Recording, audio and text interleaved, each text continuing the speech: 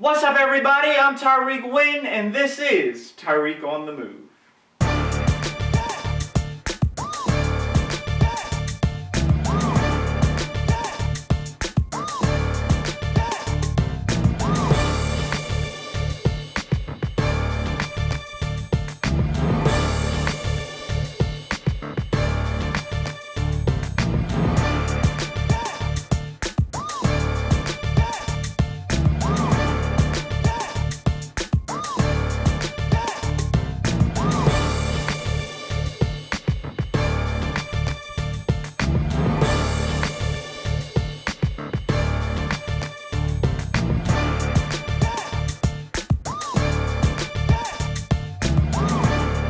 What's good, everybody, and welcome to a sensational episode of Tyrik on the Move. Y'all know I try to come with a different adjective every time I get going. So yeah, sensational is the adjective for today. This episode of Tyrik on the Move is sponsored by Minuteman Press McDonough. When it comes to business communication services, Minuteman Press McDonough can do it all. With a complete range of products and services at your disposal, they can help you get your message out to your customers, employees, and vendors. Using the latest printing and document management technology, they handle your projects from start to finish. Their energetic and experienced staff is dedicated to delivering what you need when you need it. Contact Minuteman Press McDonough today at 770-957-0012. They are located at 571 Jonesboro Road in McDonough, Georgia. Well, now it's time to get started with What's Sizzilin. This is the part of the show where I tell you the latest trending topics that are happening around the world, around town, and hey, around all. So today's first What's Sizzilin topic is that Donald Trump wears a mask at the Ford plant tour. So I'm pretty sure you guys had a chance to see the picture of him with the mask on, and I remember at a recent press conference he said that he would never wear a mask because he thinks it makes him look silly. And then he had took the mask off afterwards because he said he didn't want to give the media the satisfaction of seeing him with the mask on. But I mean, they already got the picture of you, so I mean, I don't know. But yeah, who I want to know is who got this picture, because, and I know they got paid for getting this picture too, but I want to know who got the picture. So yeah, I'd love for you to come on the show and hey, talk about how you got that photograph of him. Next topic, the drug hydroxychloroquine is actually linked to increased risk of death. So this is actually a drug that's been in the news a lot lately. So you probably have heard the president use this term, hydroxychloroquine. He says it's pretty good. He's actually said that he's used it as well, but it's actually linked to a risk of death if you do have the virus. So that's what some new studies show. So I mean, hey, if you get subscribed with it and, unfortunately, if you have the virus, hey, don't take that, because it's, it's linked to an increased risk of death. And I mean, the studies show it, and the studies are pretty real. So I would definitely encourage you just to be safe out there, with the medication that you're using to treat the virus. Next, voting is underway, at least here in Georgia. As a matter of fact, yes, early voting is underway. But there's actually, what we want to know here at Tyrik on the Move, I want you guys to comment below, how are you voting in this election? Because, due to COVID-19, voting is a little bit differently. So you got people that are headed out to the polls. You got people who are doing early voting. You have people who are doing mail-in absentee ballots. So I've actually had a chance to speak with a few people who are doing it in many different ways. So hey, let us know the way you're voting. We want to know, how is everybody voting in this particular election, and which voting method is being used the most? We want to know.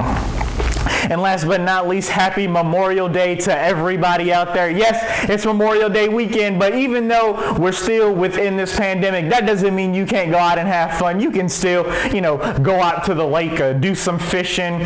Hey, do like I've been doing every weekend here at the Wynn household. We've been taking some day trips every weekend. So, we'll take a day trip, maybe to the state line, or, like last weekend we went to Ruby Falls and Lookout Mountain. So, we're having fun. We're, doing doing different things, but we're doing it safely. So make sure that you guys, if you are doing whatever the case may be, whatever you're doing this weekend, make sure you are doing it safely. Well, that wraps it up for this part of Tyrik on the Move, and we're going to take a quick commercial break, and when we come back, we're going to go ahead and get into our big celebrity interview. Stay tuned. You're watching Tyrik on the Move.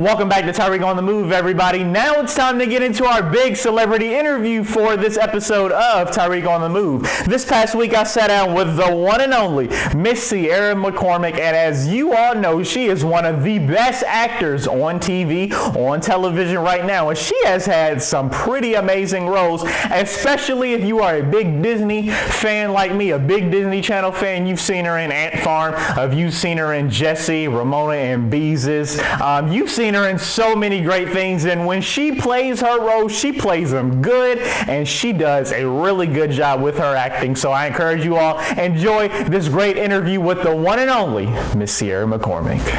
Hey everybody, we are Skyping with the one and only Miss Sierra McCormick from, you may have seen her in many different films, TV shows, movies, and all. She's done so much on television. She's known for her roles in the movie Ramona and Beezus, also Romantically Challenged, Twisted Sisters, Land of the Lost, and of course, Disney Channel's Ant Farm. Welcome to the show. How are you doing?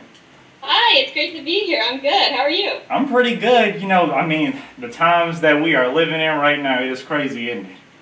Yeah, so it's quite nuts. I'm so extroverted. I'm like so stir crazy and a little bit antsy just staying in my apartment all the time, but I know it's necessary, so I'm doing it. But I'm glad we can figure out ways to do fun things like this, even though I can't necessarily be there. Yeah, most definitely. And I'm so glad that you were able to take time to join me, because I know, you know, even though you may be at home, you probably still got a lot going on. My very, very busy schedule is quite full. I have some napping to do at 6 p.m., some dinner to make at 8, and then that's about it. Gotcha, yeah. I mean, but, you know, I mean, as long as things are going good and people are, you know, getting things done from the comfort of their home, it can be a pretty good situation, though. Yeah. Yeah. So let's go ahead and talk about, you know, what you got going on in your career, because you're doing a lot within acting and lots of other things. So tell me, how did you know that you wanted to pursue acting as a career? Well, when I was younger, I didn't necessarily think that someone like me or whatever could ever become an actress. I'm sure a lot of actors when they're younger kind of feel that way, because it feels like this very intangible, like far away sort of thing. But I grew up in Palm Springs, and I was a very sort of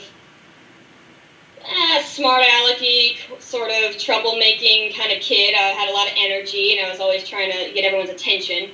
And so my school essentially told my mom, like, you got to put her in drama class or that's it, because she's, you know, she's out there. Yeah. So I started drama class, and I figured out that I really liked performing, which came very naturally because I was always wanting to kind of be a ham anyway.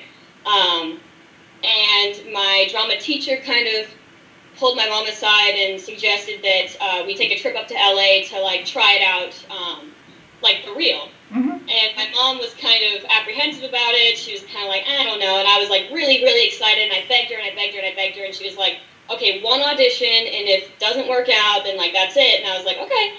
And I booked my first audition. And after that, she was kind of like, oh man, all right, well, I did say. And so after that, I kind of realized that acting was something that I could do. And I lived like fairly close to the big sort of hub for acting and entertainment and stuff like that. And after that, I started going on more auditions, and I kind of started booking more roles, and my family made the decision to move to LA full-time so I could pursue it, all the time and be really close. And ever since then, it's been going pretty okay. That's great. Yes, LA, where stars are made.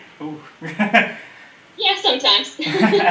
Yeah, but and congratulations to you and kudos to you because you're doing it big and you are definitely inspiring people, young people as well, because you're a young person and you started out real young. And then speaking of starting out young, you actually in 2007 you beat thousands of kids to be on Are You Smarter Than a Fifth Grader? You're right. That was like one of my very first jobs ever. I know. So how was that experience? I mean, like even though it wasn't necessarily acting, it was a game show. Yeah, and that actually I think prepared me in a really unique way for a lot of things that acting does require of you, which is spontaneity and sort of being able to be in the moment and think on your feet and, be reactive and stuff like that. And so I think the show Are You Smarter Than a Fifth Grader, taught me a lot about those kinds of things. And also it was the first time I'd been on, a really big set like that. It was a huge, big set on CBS in West Hollywood. And we just had, a really, really wonderful time. And Jeff Foxworthy was super fun and super nice. And the whole crew and everything, considering looking back, it must have been quite the task for them to be wrangling these 5 fifth graders all the time, but they were so delightful and so wonderful. And the whole process is a really long kind of audition process. You have to go in many, many times and have the group get narrowed down over and over and over again until they kind of make their decision. And so it was a very long audition process. I was really, really excited when I found out that I got to be on the show.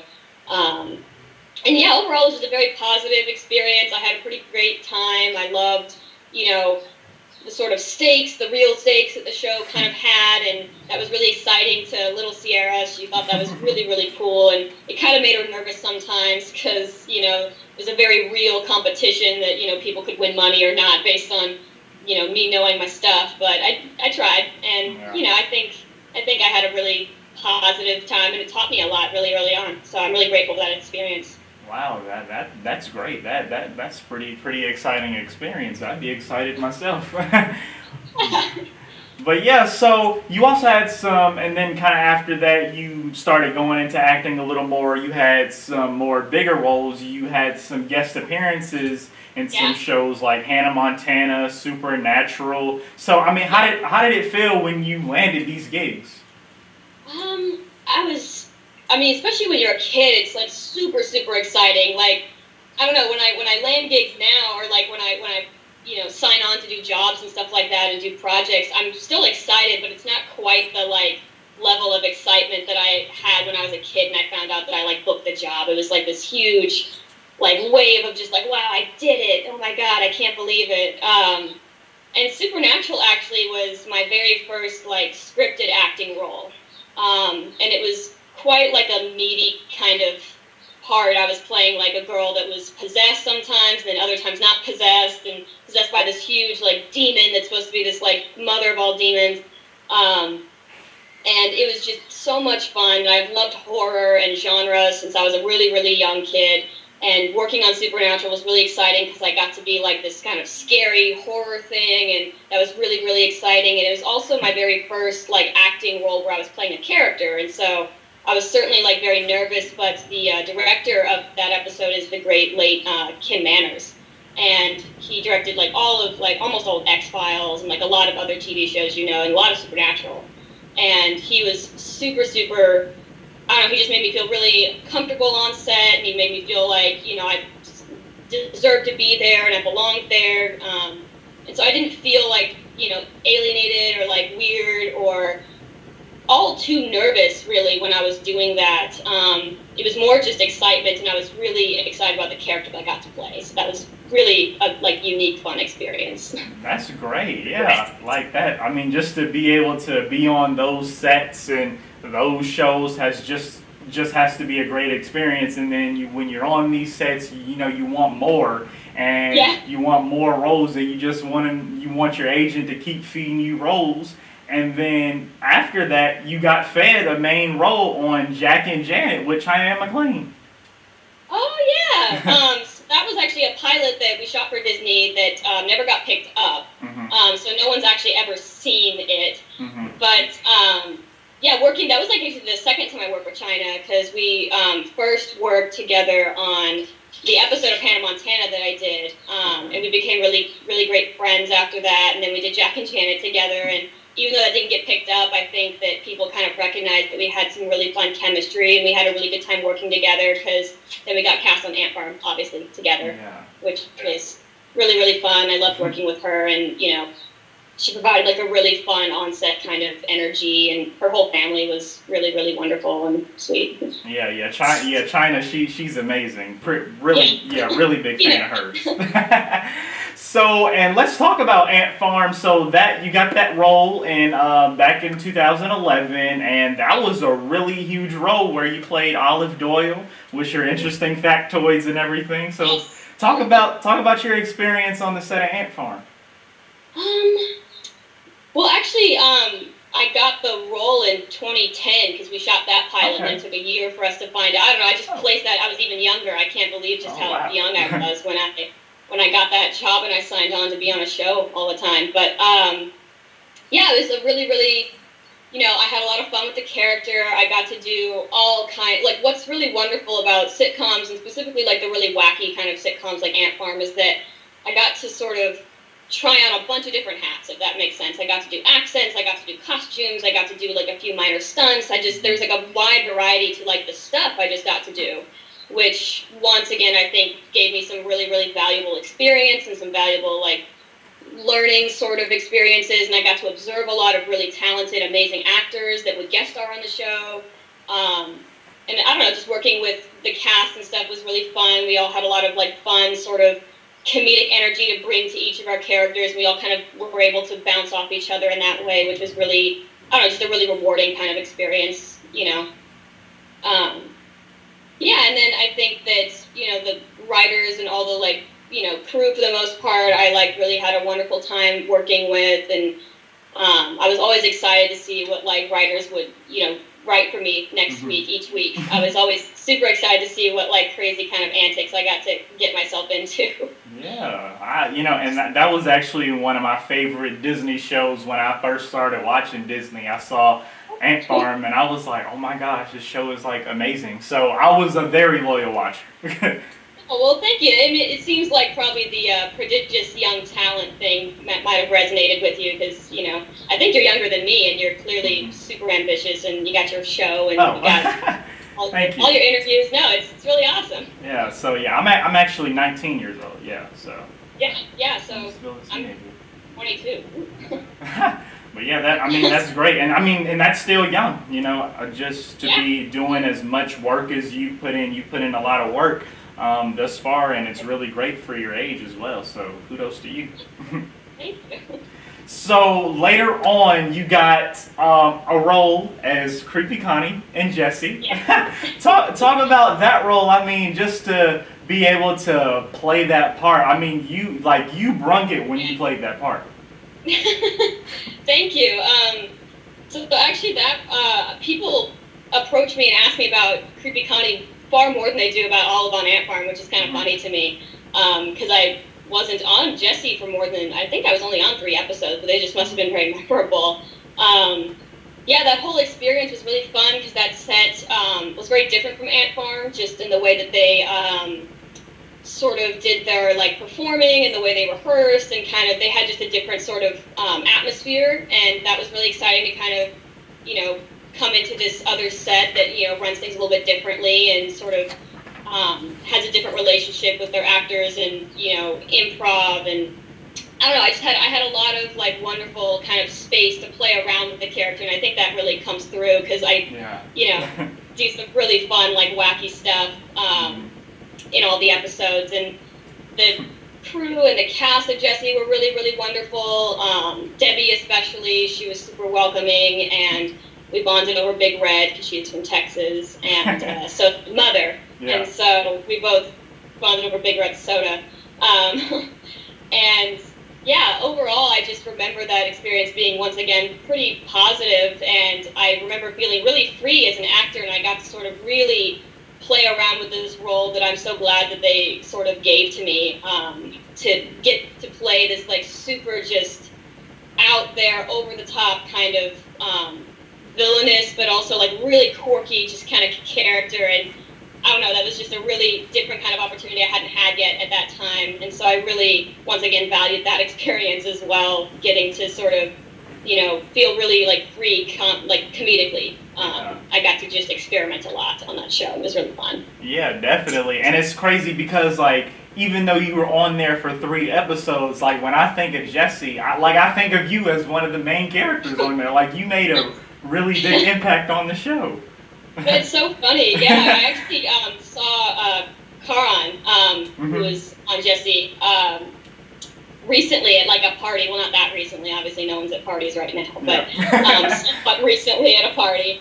And he was like, "It's crazy. Like, it's almost like Creepy Connie's like the Jesse character that everyone always thinks was like a regular on the show, and like actually wasn't." Yeah, and like I said, people definitely approach me and talk to me more about that than Ant Farm a lot of the time. So, which is, just very flattering. It's a testament to how memorable the character was and how much people really liked it. Mm-hmm. Yeah, man, wow, that's pretty crazy. Now, when you were on Jesse, you had a chance to work with Cameron Boyce.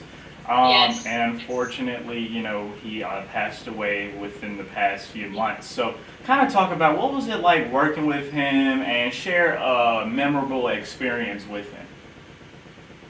Yeah, well, I spent a lot of time with him on set, obviously because my character, he was like my love interest. He was like this sort of obsession of my character. And so what I recall, and I didn't see him a whole lot after I wasn't on the show anymore, but what I recall about working with him was his energy and his like engagement and his sort of willingness to really sort of play around with characters and with scenes and with bits and stuff like that comedically. He was a very gifted comedic actor and also a very gifted dancer. And I got to witness some of his dancing and choreography and stuff in a couple of the episodes too while I was shooting, which was really, really wonderful. And I have like a really wonderful memory of him and Debbie in the big set of Jesse, like the big parents' apartment. All like 3 of us kind of were like plunking on the piano all the time in between scenes and playing different songs, and it's very musically inclined. So yeah, as far as like acting partners and like a performer to act opposite, he was, the dream. He was wonderful. He was really open to collaboration and really, enjoyed sort of like working scenes out and finding the best way for everyone to feel like they're being, like they're delivering the most, satisfying kind of funny thing, I guess. Oh, cool. Yeah, thanks for sharing that and kind of reflecting on what was it like working with him. I think that's pretty great. You guys seem like you guys had a lot of fun on set and had a great time. Did. Yeah, no, we certainly did, and I was very, very, devastated to hear of his passing this past year. It was very shocking. Yeah. Well, now, so tell me, like, you've done all this great stuff, had a pretty big career, and I mean, it's still going. But thus far, what was the most memorable moment of your career? Sorry, that's my phone. Oh yeah, that's fine. The most memorable, that's kind of a difficult just question because I've had so many just very different memorable experiences, just a variety of different, that's one of the things that I love most about acting is the variety and the spontaneity and the sort of opportunity to inhabit a bunch of different people's, psyche and work with a bunch of different kinds of actors and actors that have had all kinds of different training and levels of experience and stuff like that. It's, it's a truly unique sort of just career path in the fact that you get to just experience this very wide variety of people. Yeah. And I think that's part of the things that draws me so much to it. And one of those experiences, one of many that I could think of right now would be I was on Curb Your Enthusiasm when I was younger. Yeah. And I was a huge fan of Seinfeld, and I'd actually watched the show some before I was on it, and I was really into it, and I really thought Larry David was like super funny, but he kind of has this sort of role that he plays on the show, Curb Your Enthusiasm, of being kind of crotchety and kind of like, kind of neurotic and not like the most personable and blah, blah, blah. Sorry, I'm in LA. You can hear all the helicopters. Oh yeah, I get it. And so I was expecting to get on set and not really like talk to him or anything like that. But I'll never forget, I was like reading a book in between scenes, and he actually came over and he was like, hey, like, what are you reading? And I was just like, oh, I was not expecting this. So I talked to him about what I was reading, and we had a really like wonderful conversation. And that show is all improv. It's all ad. There's no like set script. Yeah. So I think that was one of my most memorable experiences because I love improv. Like, it's so much fun to me. I love doing it. I love improvisation. And that show was just an opportunity for me to like just do take after take of different kinds of improvisation versions of these like scenes. Mm-hmm. And that was really, really fun and really, really special because I haven't gotten to do anything quite like that since then. Just with the level of sort of, the variety of different ways the scenes can go is just really fun and really challenging and kind of interesting. And also having Larry David, who's one very funny and very good at, doing that sort of style. And also having him be super nice and personable and like talking to me was really, really special. I really enjoyed that. Cool. Sounds good. Now, just to kind of close things out, so we're dealing with the coronavirus and stuff, but when this is all said and done, what are some things you plan on doing? What are some other things you plan on attacking? Oh man, once I can go back outside, I'm like, I'm gonna do yoga. I'm gonna go to the beach every day. I'm like, I live in LA and I don't go to the beach ever. Like, I'm gonna go to the beach. I'm gonna like go to every museum. I'm gonna go to the movies.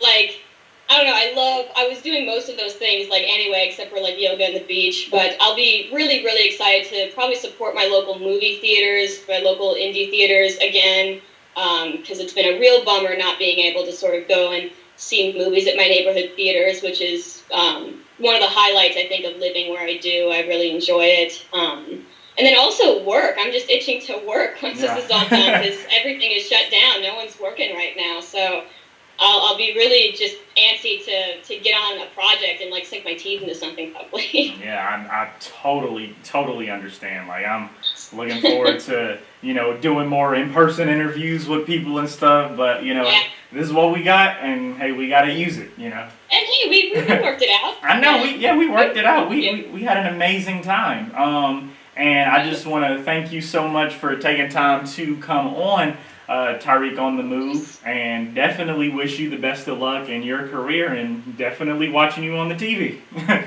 absolutely, and you too. I always love supporting young people that are clearly very ambitious and, have a clear work ethic like now. If I wish when I was 19 I had half the work ethic and ambition that you clearly have. So props to you as well. Thank you so much. And once again, thank you so much for coming on the show, and we'll be right back.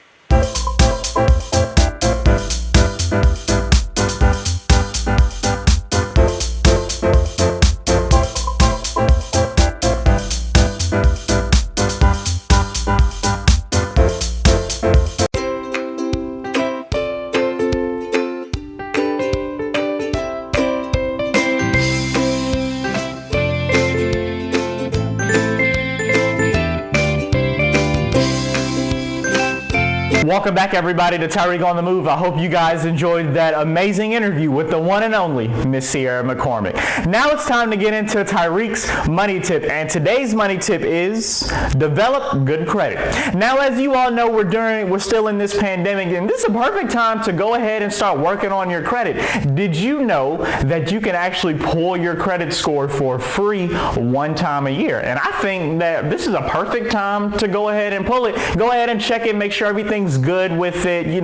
Go ahead, make sure everything is going pretty well within your credit realm, because unfortunately we do have those people that try to steal each other's credit. So make sure you're checking your stuff, make sure everything's in line, and just make sure you're doing good with it. And hey, work on it. And what I encourage you to do, this is something that I do.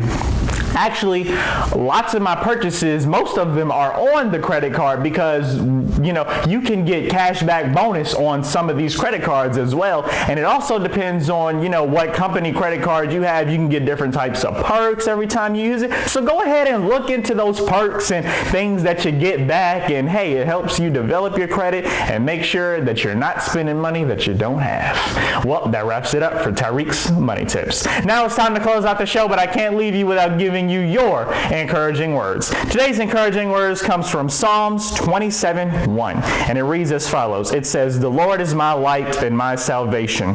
Whom shall I fear? The Lord is the strength of my life. Of whom shall I be afraid?" And I love that verse, and I love that reminds me of that song too, "The Lord is my light." I love that song. It's awesome.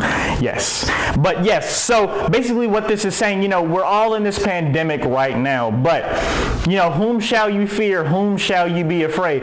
No matter what's going on, you don't have to be afraid because the Lord is on your side. He is your strength.